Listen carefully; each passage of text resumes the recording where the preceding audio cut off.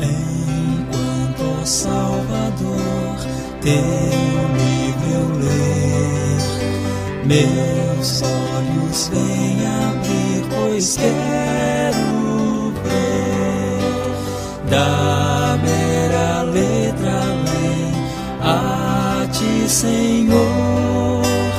Eu venho a ti, Jesus, meu Redentor. À beira-mar, Jesus, partiste o pão, satisfazendo ali a multidão. Davi do pão és tu, vem, pois assim satisfazer, Senhor, a mim.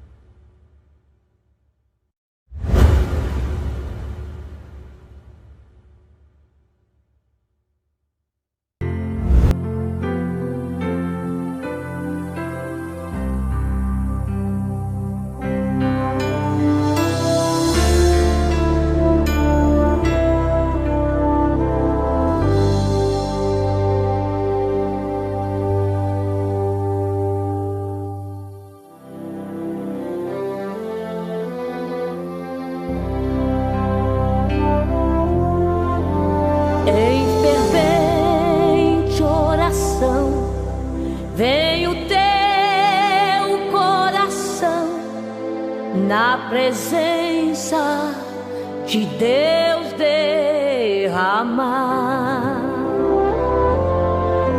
mas só podes fluir o que estás a pedir quando tudo deixares no altar.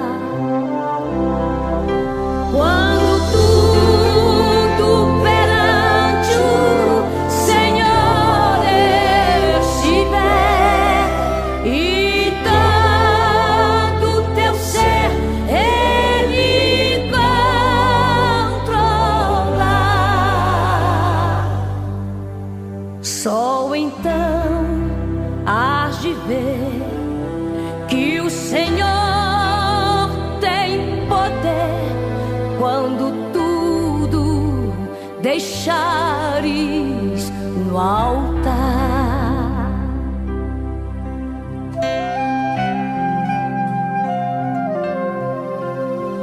Maravilhas de amor te fará atendendo a oração que aceitar. Bom dia, na paz do Senhor Jesus. Aqui estamos para a nossa escola deste domingo. Hoje o nosso assunto é o sacrifício eterno de Cristo, um sacrifício completo, e que nós hoje vamos meditar na grandeza desse sacrifício que nos livrou da condenação eterna e nos colocou, não é, sentado com Ele nos lugares celestiais em Cristo. Amém, querida? É só crer. Creio, toma posse desta bênção. Amém, queridos? Vamos orar pelos nossos pedidos de oração, por você que está comigo nessa escola. Deus te abençoe. Que seja um domingo muito abençoado pelo Pai Celeste. Amém? Então oremos. Pai Celeste, te agradecemos pela noite de paz que nos concedeste. Senhor, foi uma bênção. Ó Senhor, muito obrigado, Pai, porque as tuas mãos têm nos protegido, nos guardado, nos orientado, para que em tudo e o que fazemos, façamos na tua presença e para a tua glória. Agora, Pai, abençoe aqueles que estão comigo nessa escola, capacita este pequeno servo para essa ministração, Pai. Também prepara o coração dos teus filhos como aquela boa terra que vai receber a boa semente. Abençoa todos eles, Pai. Assim eu oro já agradecido, pedindo também pelo nosso caderno de oração. Eu oro por todos aqueles pedidos, tu sabes a necessidade de cada um, Pai. E todos eles esperam essa intercessão e a tua providência e a tua intervenção Então eu te rogo, Pai, que as tuas mãos estejam sobre cada pedido, pela tua misericórdia e graça, que eles sejam atendidos, Pai. Assim nós te pedimos. Eu oro pela nossa nação brasileira, pelos poderes constituídos, pela tua igreja, Pai, que tem a missão de ser o sal e a luz da terra. Abençoa grandemente, Pai. É a oração que eu te faço agora, com ação de graças, em nome de Jesus, para a glória do Senhor Jesus. Amém e amém. Amados, agora nós vamos ouvir um louvor especial com respeito ao sacrifício de Jesus. Presta atenção nessa letra, presta atenção nessa mensagem, porque você vai ser muito abençoado por ela. Amém?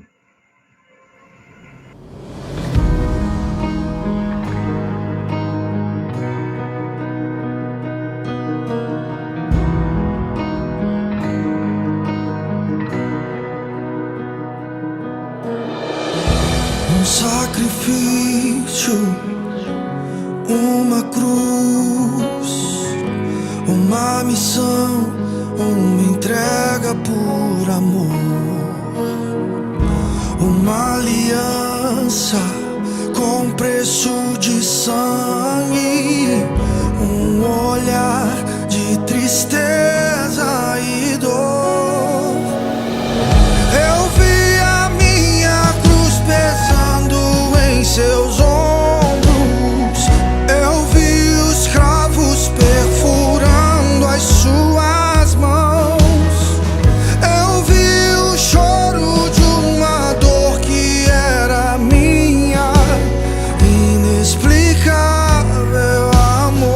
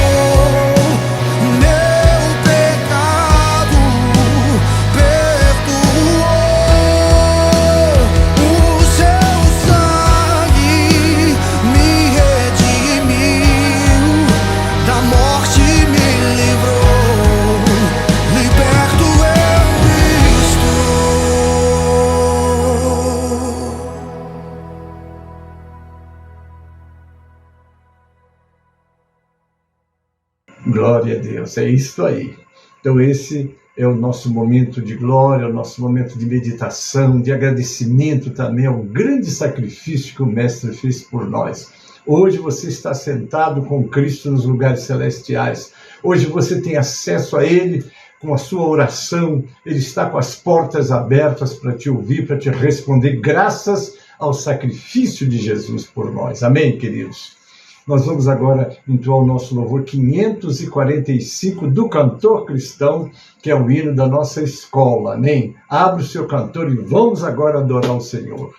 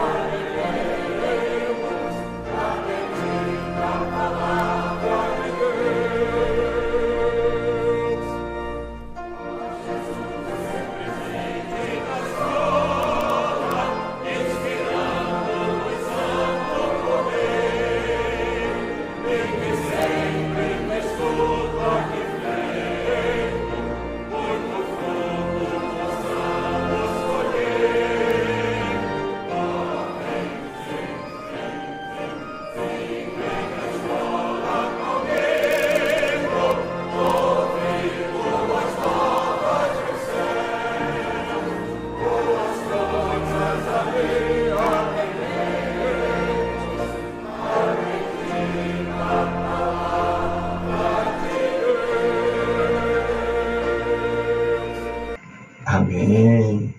É isso mesmo, né? Vamos à escola, vamos aprender, vamos louvar ao Senhor. Amém, queridos? Agora nós já vamos entrar no nosso assunto do dia. O nosso tema é o sacrifício eterno de Cristo. Amém, queridos? Louvado seja o nome do Senhor, que nos proporcionou essa condição maravilhosa de podermos entrar no tabernáculo, não é? E participarmos desta glória. Hoje ele está sentado à direita de Deus e nós estamos com ele. Amém?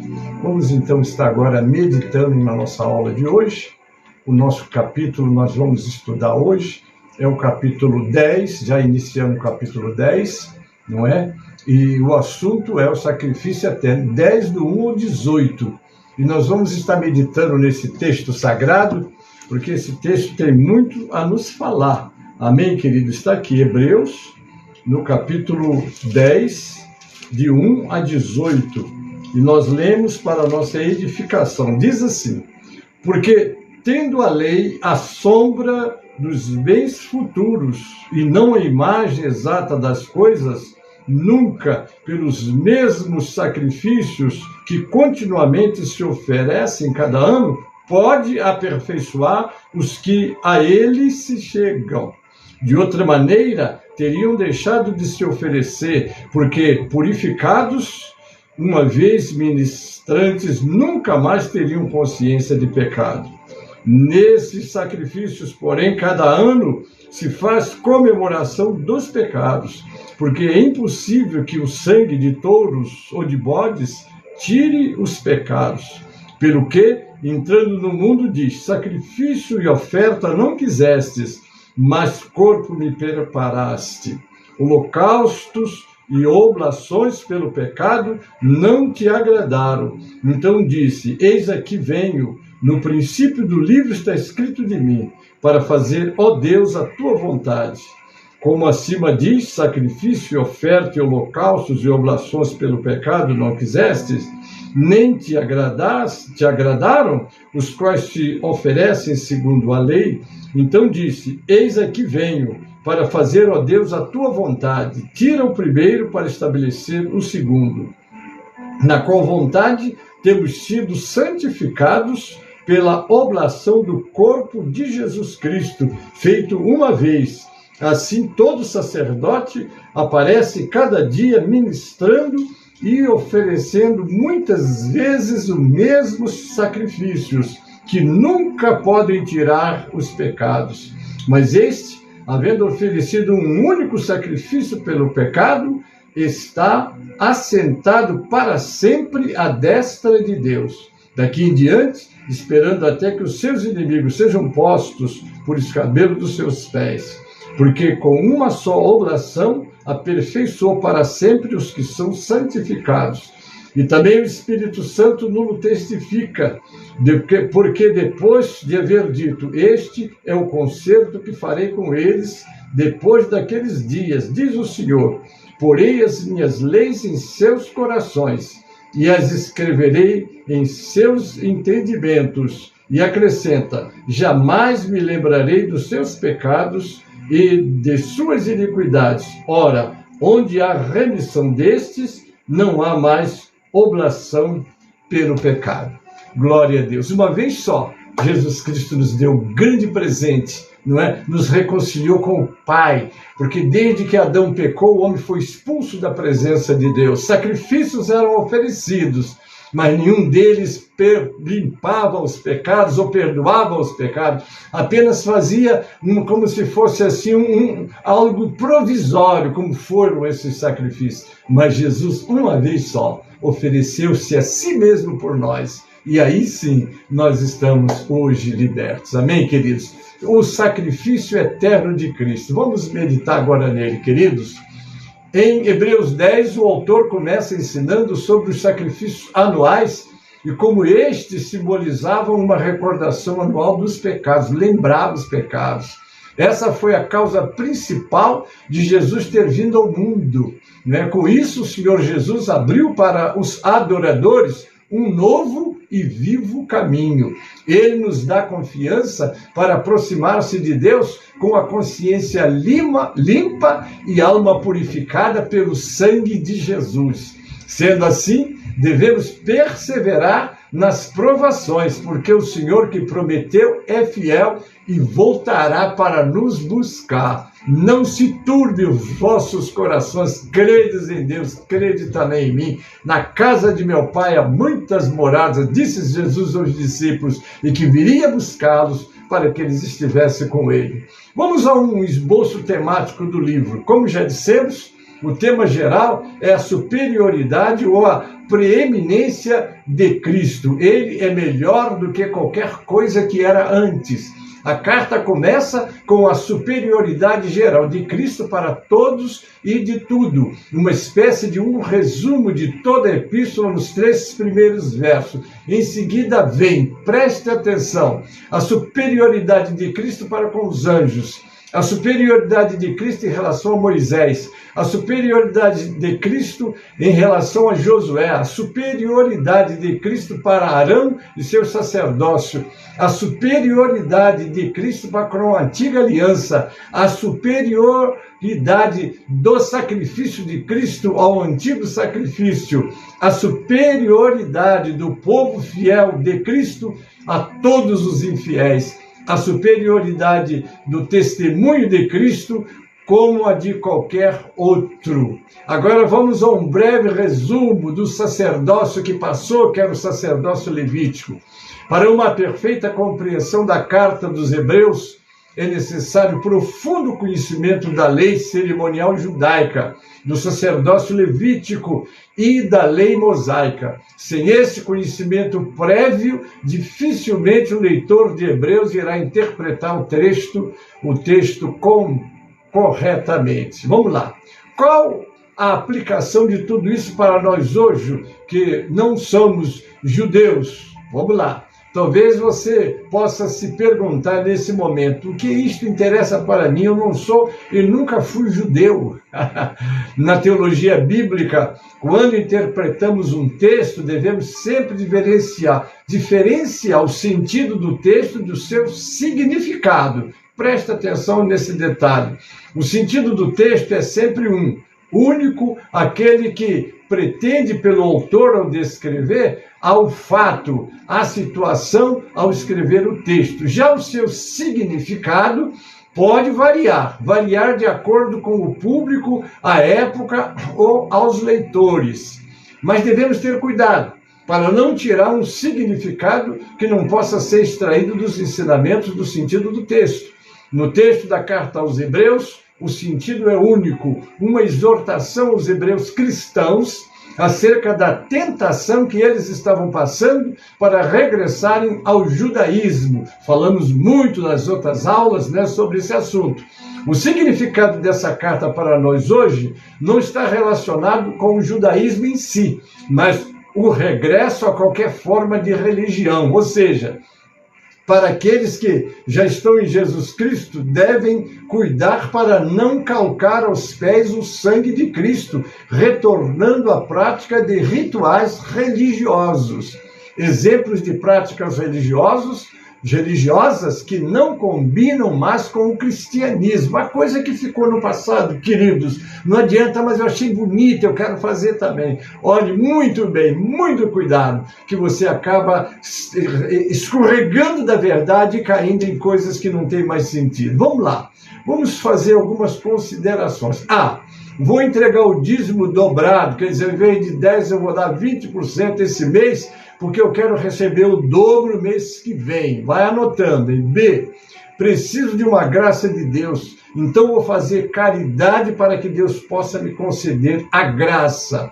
Letra C, vou me candidatar para ser obreiro para que Deus me abençoe no emprego na minha loja. Letra D, vou fazer uma campanha de jejum para receber algo. Vamos lá, todas as religiões da terra têm suas práticas, seus rituais, onde o homem sempre busca o favor dos deuses e, para isso, tem que fazer alguma coisa para aquele Deus. Isso é muito interessante. Você tem o livro sagrado nas tuas mãos, a Bíblia Sagrada, que é a tua cartilha. É aqui que você vai receber as instruções de como fazer o teu jejum para ter uma vida mais santa, muito bem, mas não vai negociar com Deus. Deus, eu faço isso porque quero aquilo. Não. Tudo que você receber de Deus, graça e misericórdia, mas deixa nas mãos dele, que ele sempre sabe o que é melhor para você. Vamos ao ponto, introdução ao capítulo 10, a incomparável superioridade de Cristo. Vamos lá. O autor aos Hebreus não apresenta conteúdo novo nesse capítulo, mas aprofunda e alarga o que já tratou nos capítulos anteriores. Destaca ainda com mais eloquência a incomparável superioridade de Cristo. Oh, glória a Deus por Jesus Cristo. O capítulo 10 de Hebreus é o epílogo de um ponderado discurso. Vejamos mais a respeito nas sessões a seguir. Vamos lá. Primeiro, a completa ineficácia dos antigos sacrifícios. Está lá em 10, de 1 a 4. O sistema da lei era provisório, tinha prazo de validade, estava destinado a acabar. 3 pontos são destacados aqui. Vamos lá. Primeiro, os antigos sacrifícios eram apenas sombras, O escritor aos Hebreus diz que a lei tem sombra dos bens vindouros e não a imagem real das coisas. Os sacrifícios oferecidos pelos sacerdotes apontavam para o sacrifício de Cristo.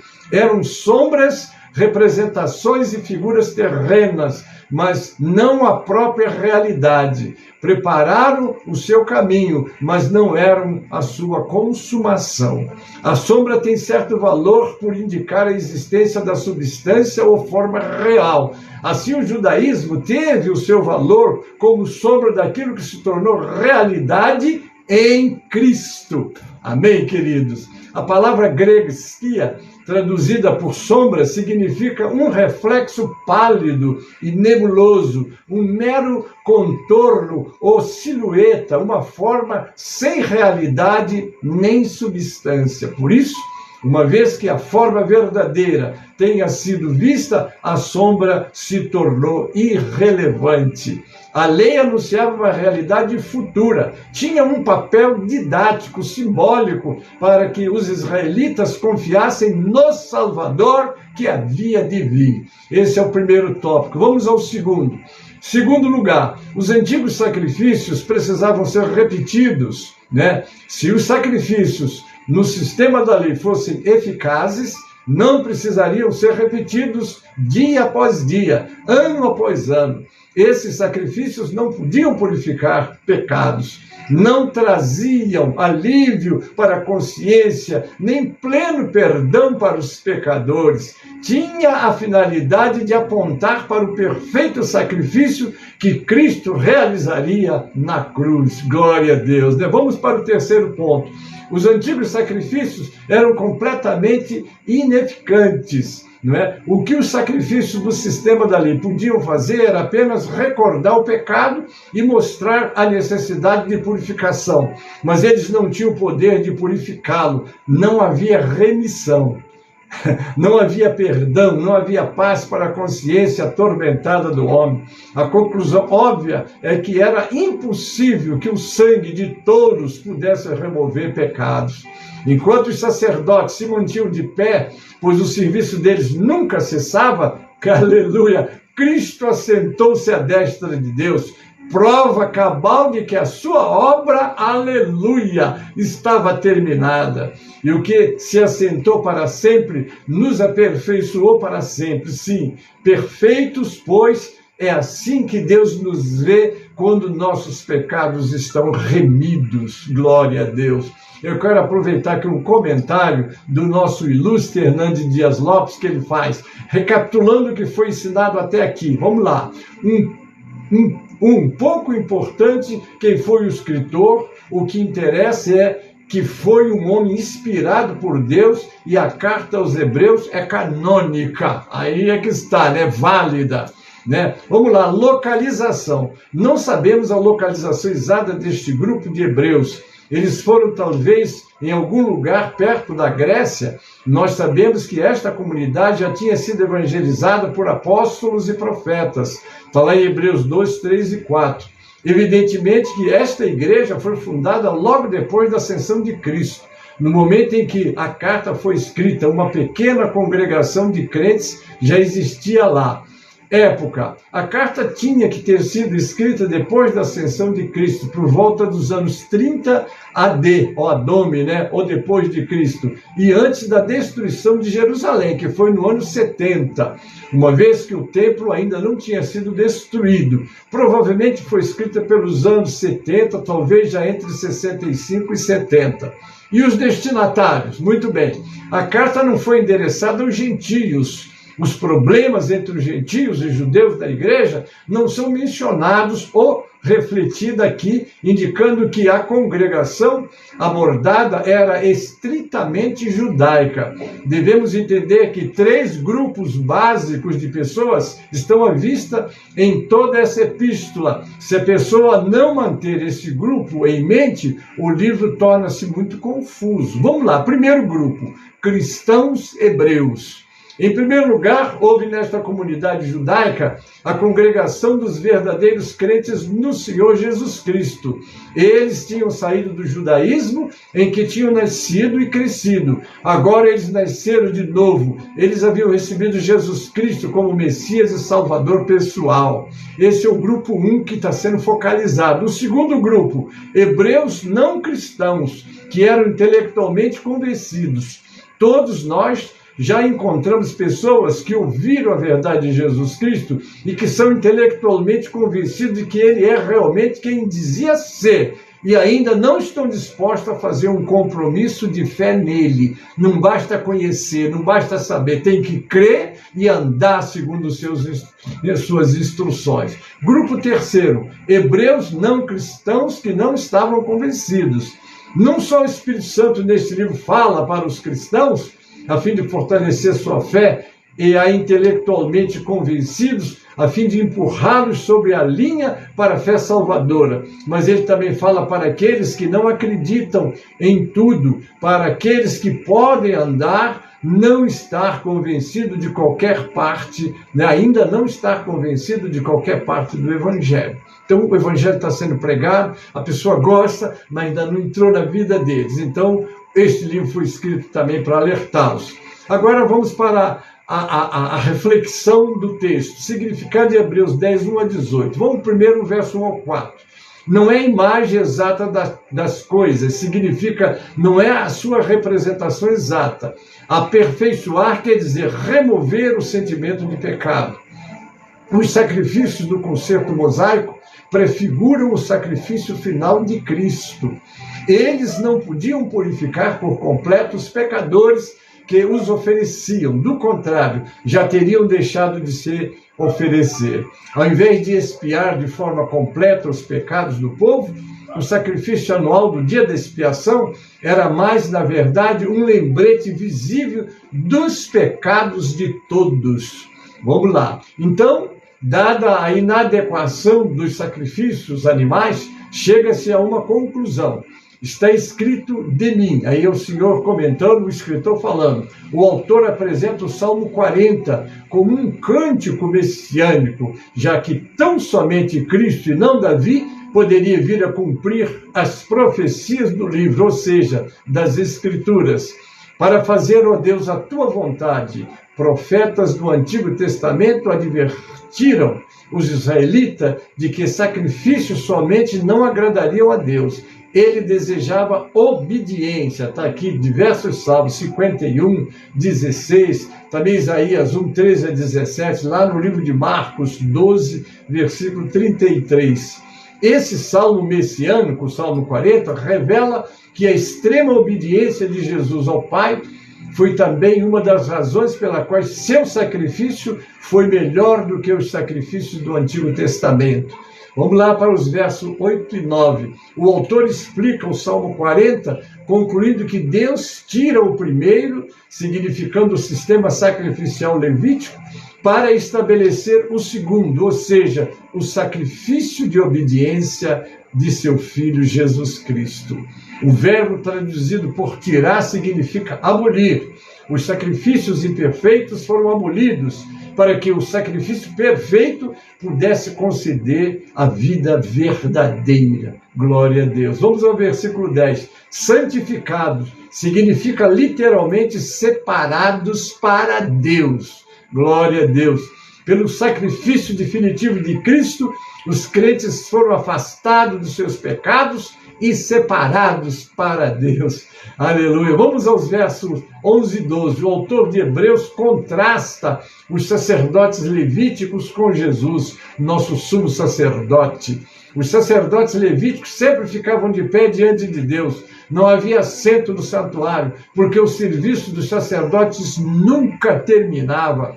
Havia sempre pecados para serem expiados. Por sua vez, Cristo se assentou à destra do Pai, está lá em Hebreus 1:3 e 8:1, depois de haver oferecido a si mesmo como sacrifício. Isso indica, aleluia, que seu trabalho de expiação terminara. Suas palavras finais na cruz está consumado. Está lá em João 19:30. O ato de redenção de Cristo está consumado. E tudo que ele tem a fazer é esperar até que os seus inimigos sejam postos por escabelo dos seus pés. Agora vamos ao verso 14. O ato de Cristo, ao morrer pelo pecado, aperfeiçoou para sempre os que são santificados, isto é, aqueles que foram separados para Deus.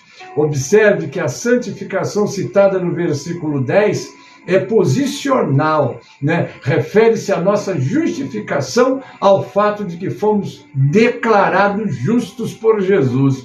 No versículo 14, porém, santificação se refere ao processo gradual pelo qual os cristãos se tornam cada vez mais perfeitos. Agora vamos terminando já do 15 ao 18. Uma vez que foi alcançado perdão completo e final, Deus não se lembra mais do pecado. Oh, aleluia! No verso 17, e nenhum outro sacrifício se faz necessário.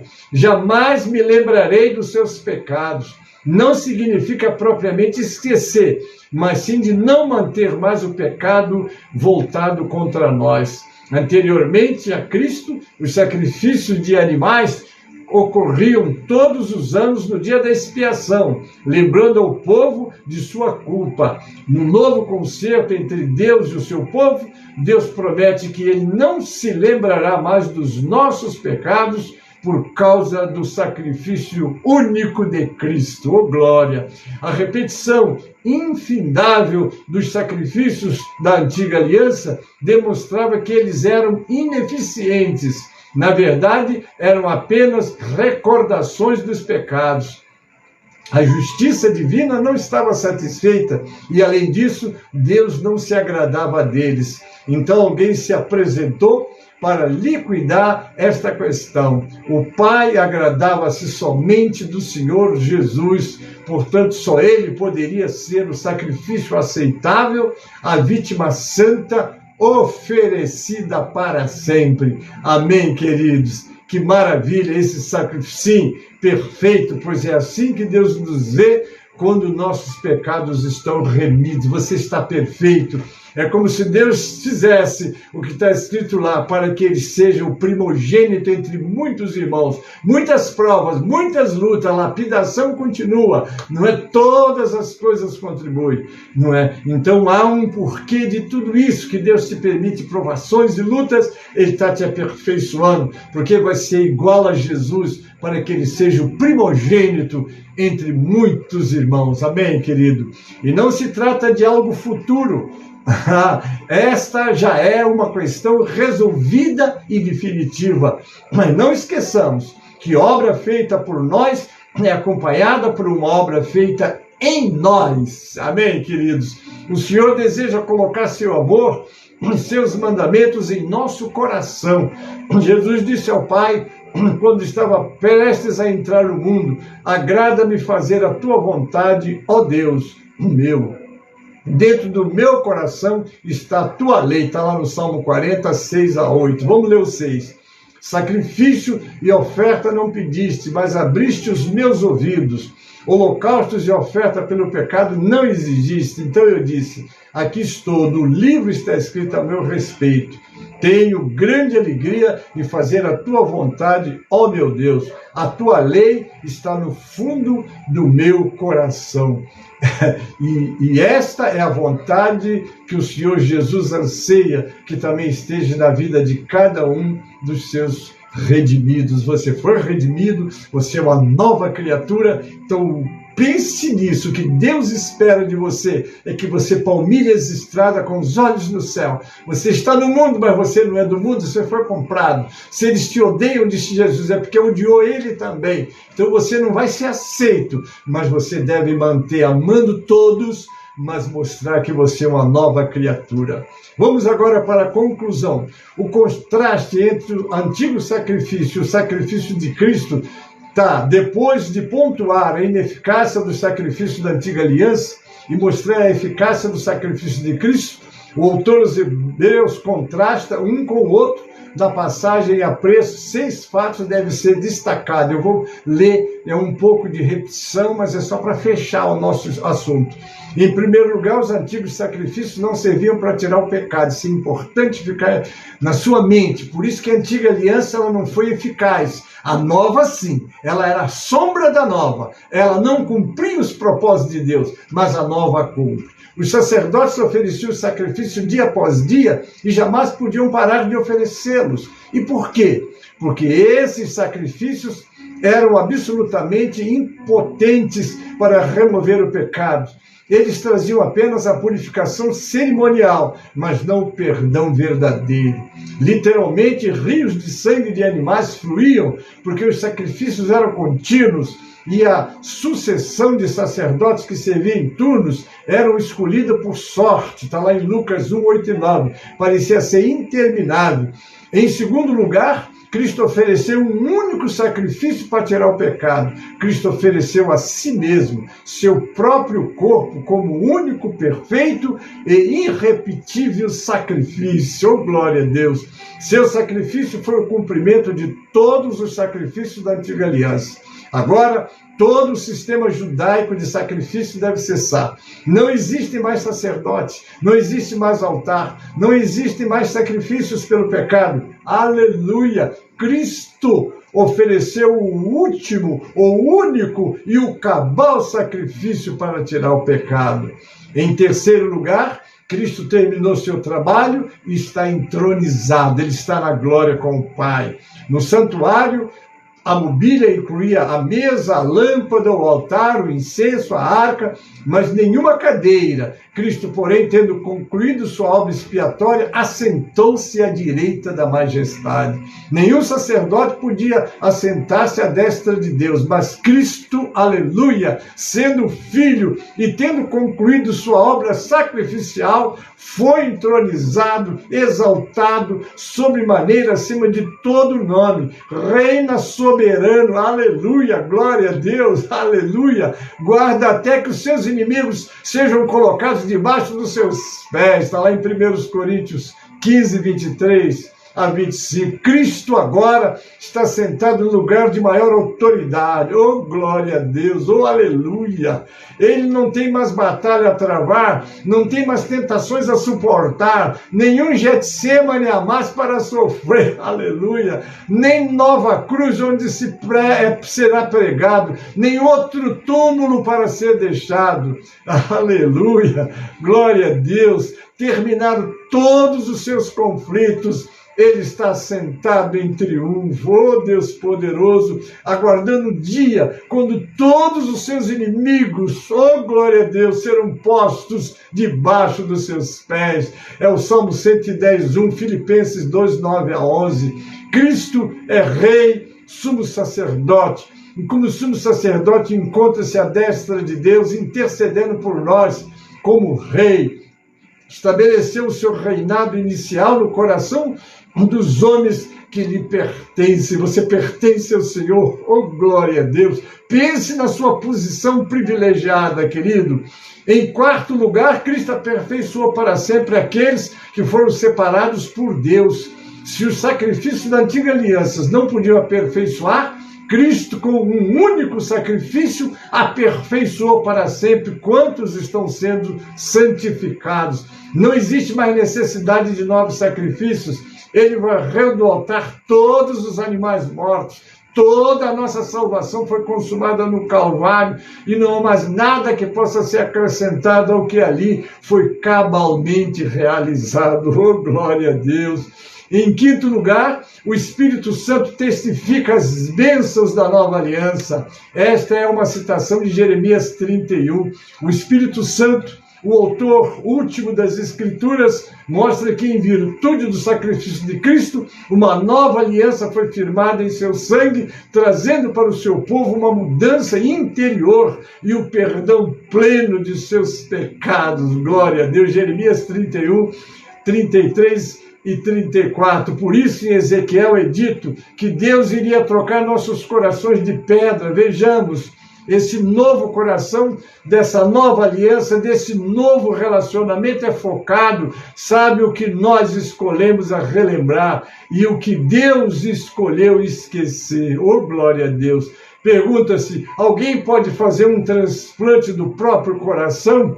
Os crentes do Antigo Testamento experimentaram a graça perdoadora de Deus, pois Davi escreve: confessei-te o meu pecado e tu perdoaste a minha iniquidade, e do meu pecado. Está lá em Salmo 32, 5.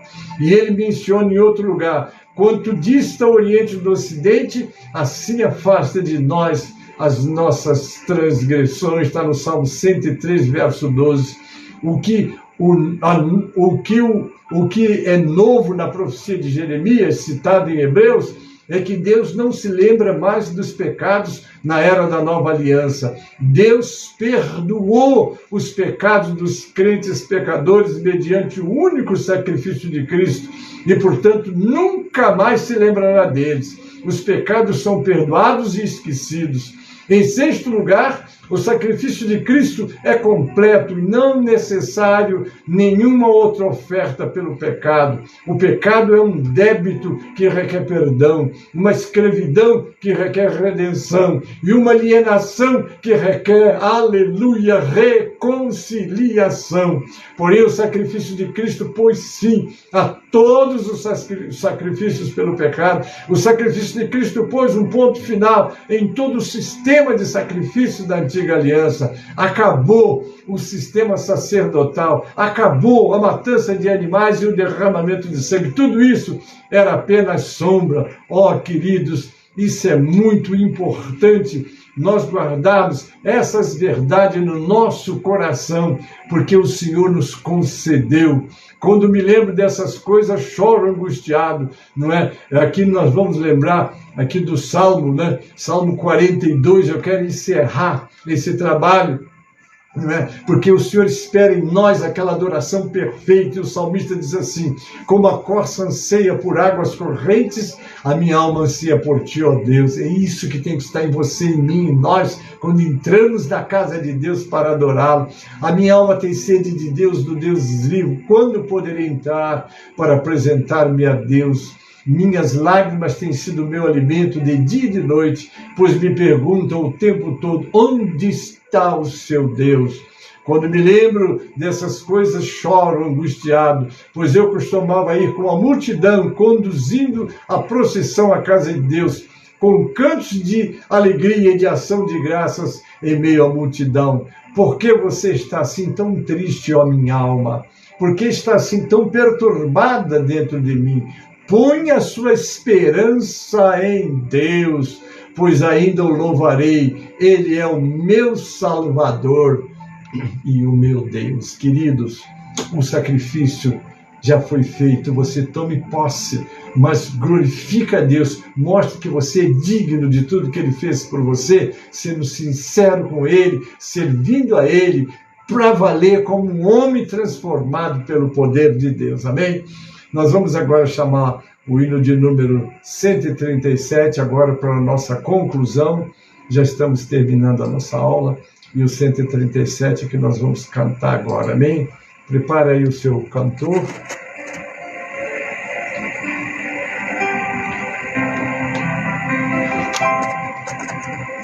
Enquanto Salvador teu livro lê, meus olhos veem, pois quero ver da mera letra lei a ti, Senhor. Eu venho a ti, Jesus, meu Redentor.